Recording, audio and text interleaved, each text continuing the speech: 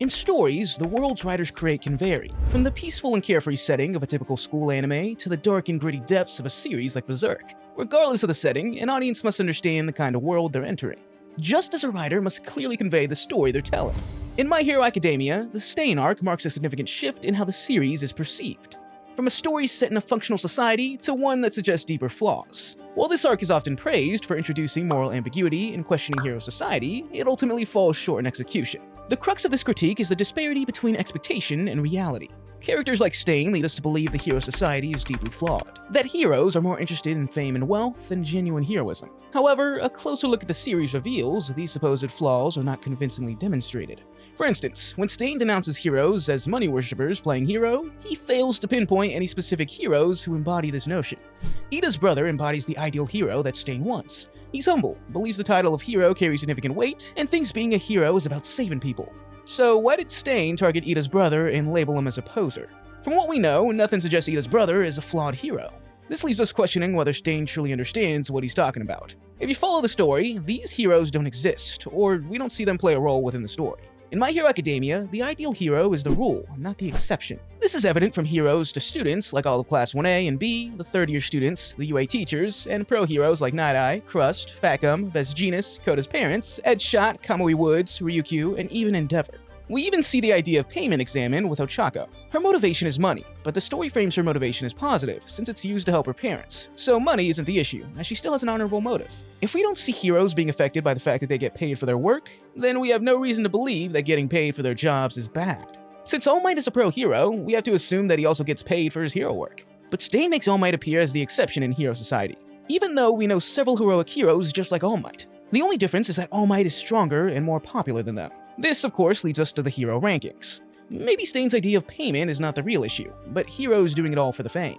The hero rankings are a system that pushes heroes to act in a way that prioritizes popularity over saving people. The hero rankings make heroic acts indecent and focus on themselves. The hero rankings focus on getting a job done rather than a job well done.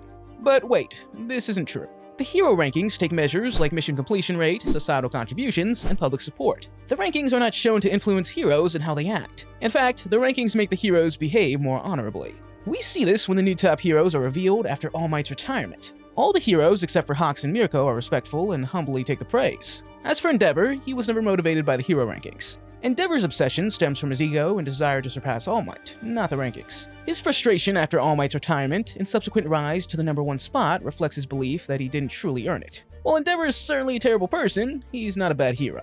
We don't see how the hero society incentivizes heroes to misbehave. An idea is established that the hero society is a dog-eat-dog world in My Hero Academia by death honors. The example we're given of this being the case of Mount Lady taking the glory away from Kamui Woods when arresting a bad guy. We have no reason to believe this is a real issue, since Mount Lady and Kamui Woods don't dislike each other because of this. And they even date, and later form a hero team with Edshot. We also see heroes work together and even rely on other heroes with quirks that fit particular situations. It feels as if Horikoshi intends to criticize the world he's making, but is too afraid to make anyone an example of the flawed system. The Stain arc forces us to question whether the world of My Hero Academia is truly as morally gray as it claims to be. If we consider a spectrum with utopian societies on one end and dystopian ones on the other, My Hero Academia would likely fall somewhere in the middle. However, given the lack of concrete evidence supporting the flaws Stain and others point out, it leans closer to the light gray side. While Stain's ideology may have sparked a debate about hero society's ethics, the series doesn't fully provide the support needed to substantiate his claims. As we explore further, we'll see how this fundamental disconnect impacts the characters and the series' overall approach to its world building.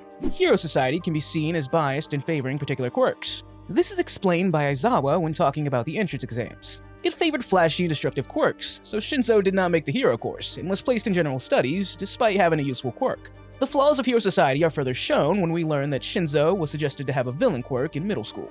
Although these claims are true, they do not make hero society look flawed, since several guardrails exist. Despite not being in the hero course, Shinzo still gained entry to one of Japan's top schools for aspiring heroes. The UA Sports Festival allows all students to showcase their abilities to the public, meaning they have several chances throughout their 3 years at UA to prove themselves. When Shinzo demonstrated his quirk at the festival, he received praise from numerous pro-heroes for its potential utility. UA and the Hero Society have multiple safeguards to ensure fairness, and Shinzo's journey is a testament to this. The whole idea of a hero appearing like a villain is even a joke within the My Hero Academia universe, as shown by Gang Orca.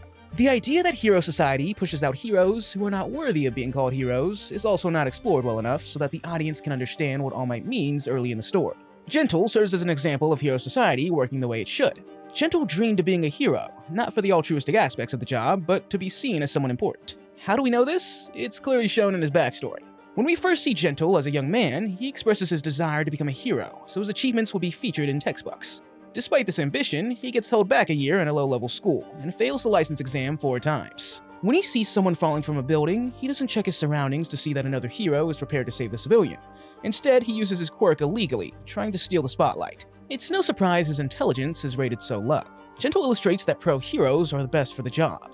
Someone driven by the wrong motivations and with a decent quirk can't just become a hero. Instead of trying to join the police force where he could still do good, Gentle starts a YouTube channel to try to gain recognition he believes he deserves. Gentle isn't entirely bad, but his story shows how hero society works. People who don't have the right motives and are not a good fit for the job will fail.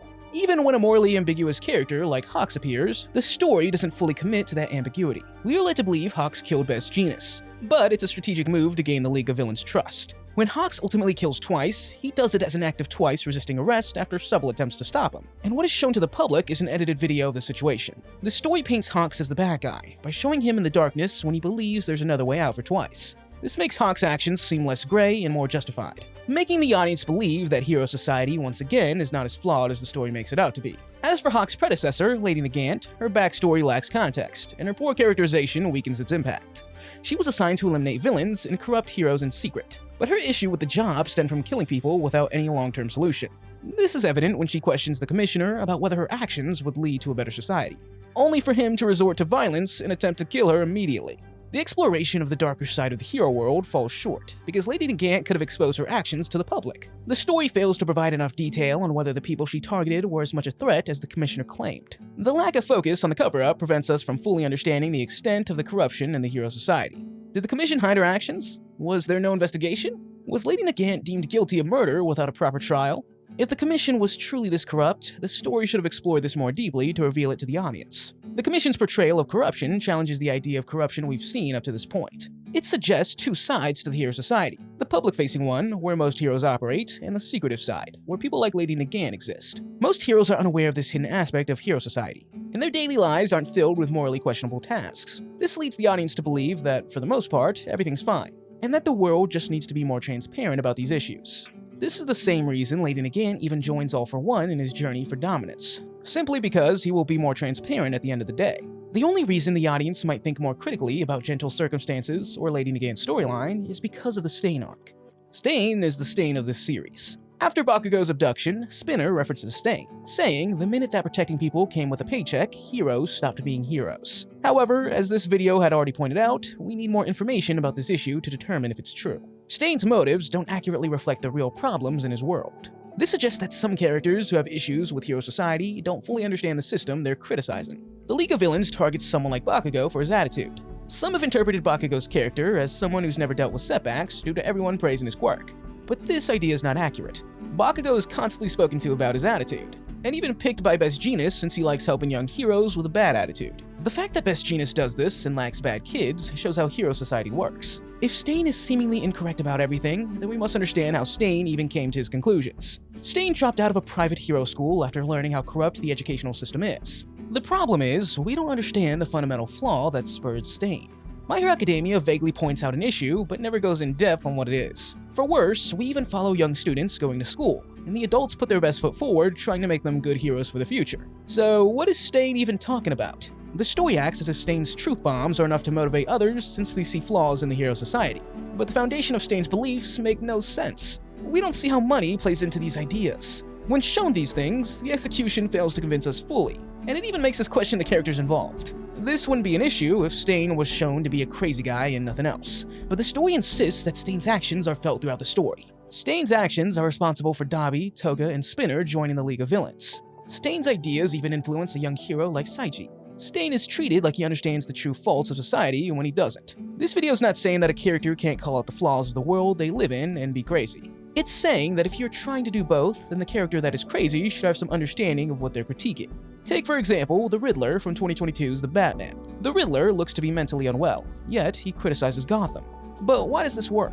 for the simple reason that he understands the system and its flaws. The Riddler sees himself as a vigilante, just like Batman. He's motivated by the corruption that exists in Gotham. The Riddler targets high-ranking officials like the mayor, police commissioner, and district attorney, exposing their ties to organized crime. From his perspective, these figures have betrayed the public and allowed this city to fall into decay. The Riddler's issues focus on systemic corruption, wealth inequality, and the abuse of power, and we're shown every bit of this. The perfect case of this is how Bruce Wayne is an orphan, but portrayed as a victim by the media. Yet the real victims, like unprivileged orphans, lived a life of hardship. These ideas are twisted, but they understand the world. In My Hero, the flawed parts of the hero society are always brushed over and not engaged with to the extent the story needs to. The story even puts up constant guardrails for us to believe the hero society is not that flawed, thus making the audience feel that the system's faults are a product of bad people. There are flaws in hero society, such as Toga's treatment and quirk. No one helped a young Shigaraki when he needed help, but given what the story establishes, we should blame civilians for not helping Tenko. All Might's idea of heroism never stood for standing around waiting for someone to be saved. It stood for saving people with a smile. So as an audience, we are less inclined to believe that the civilian's failure to help Shigaraki is a product of a hero society, but a product of the negligence of civilians. As for Toga, her issue is not about hero society. It's about a superpowered society. The ones to blame for this are not the heroes, but the society that doesn't help those with unusual quirks. My Hero goes out of its way in explaining the responsibilities of a hero, but not once is it connected to this issue.